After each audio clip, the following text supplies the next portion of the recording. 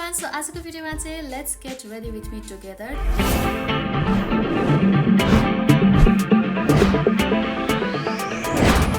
So first मा चाहिँ I'm using a snail को moisturizer which is एकदमै राम्रो एकदमै creamy texture भएको छ यो moisturizer. So this is my face after using the moisturizer. You guys can see the result.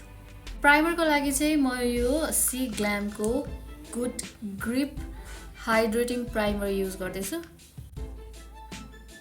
यो प्राइमर चाहिँ विन्टरमा एकदमै राम्रो हुन्छ भनेर मैले यति धेरै रिभ्युजहरु देखिरहेको थिए. एकदमै हाइड्रेटिङ छ अनि मेकअप पनि मज्जाले लङ लास्टिङ हुन्छ.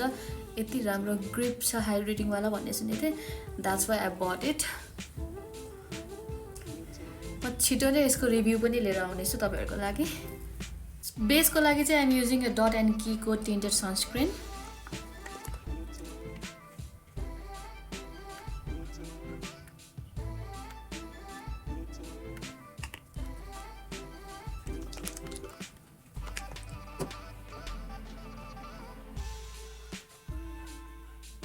यो सनस्क्रिन चाहिँ मेरो स्किन टोनमा त अलिकति डार्क शेड छ बट नेभर माइन्ड अनि मैले कन्सिलर लगाएर मिलाउँछु किनभने मैले यसको शेडै पाइन.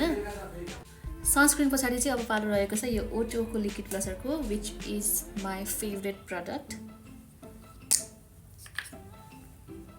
सिन्स कहिले देखि भन्ने कुरा पनि मलाई थाहा छैन. यो एकदमै राम्रो छ. अलिकति यो एक पम्पले एक टटले नै मज्जाले पुग्छ धेरै पनि हुन्छ.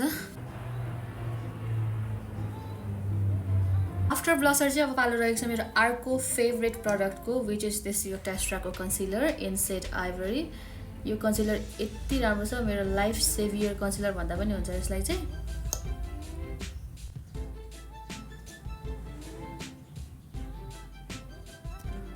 सो अब चाहिँ पालो रहेको छ यो कन्टुर को. कन्टुर एकदम हल्का हल्का मात्रै एकदमै लाइट मेकअप गर्दैछु म आज. सो एकदमै लाइट कन्टुर गर्दैछु.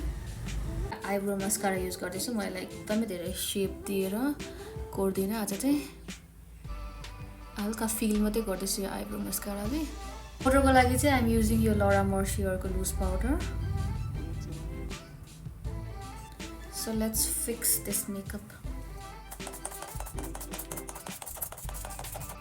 So this is the final look and let's complete my look with एउटा यो टीका since I'm wearing kurta. So मैले मेरो हेयर पनि एकदमै सटल अनि सिम्पल स्ट्रेट गरेर सेट गरेको छु. And yeah, this is the final look.